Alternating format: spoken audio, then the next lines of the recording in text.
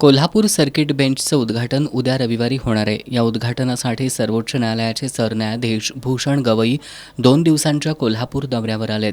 सरन्यायाधीश भूषण गवई यांच्या वाहनांचा ताफा आज सायंकाळी कावळा नाका इथं आल्यानंतर इंडिया आघाडीच्या कार्यकर्त्यांनी पुष्पवृष्टी करत सर्किट बेंच कोल्हापूरला मिळाल्याचा आनंद व्यक्त करत त्यांचे आभार मानलेत.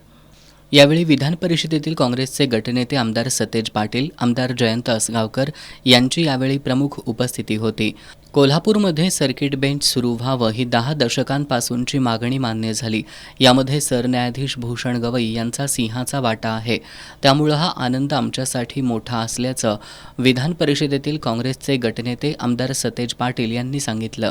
कोल्हापूरकरांची सर्किट बेंचची जी प्रतीक्षा आहे इतक्या वर्षांनी पूर्ण होते आणि उद्या तो सुवर्णक्षण येतो. काय सांगाल आपण? आदरणीय भूषण गवई साहेबांचा सिंहाचा वाटा या सगळ्या प्रक्रियेमध्ये आहे. छत्रपती शाहू महाराज डॉक्टर बाबासाहेब आंबेडकरांचे विचारला अनुसरून हे खंडपीठ इथं होणं हे अत्यंत या 6 जिल्ह्यातल्या लोकांची इच्छा होती. 42 वर्ष लढा दिला गेला आणि त्या लढ्याचं फळ आता कोल्हापूरमध्ये या खंडपीठाच्या माध्यमातून सर्किट बेंचच्या माध्यमातून होतो आहे. याचा मनस्वी आनंद आहे आणि म्हणून आम्ही कोल्हापूरकर रस्त्यावर उतरून भूषण गवई साहेबांचं फुलांच्या पाकळ्या टाकून स्वागत केलेलं आहे, धन्यवाद मानलेले आहेत. कारण की त्यांचा जाहीर सत्कार आम्ही करू शकत नाही प्रोटोकॉलप्रमाणे. त्यामुळं फुला टाकून आम्ही त्यांचं स्वागत केलेलं आहे आणि समस्त कोल्हापूर आणि या 6 जिल्ह्याच्या वतीनं त्यांचे आभार मानलेले आहेत. कारण की 100% या सगळ्या प्रक्रियेचं क्रेडिट आदरणीय भूषण गवई साहेबांना.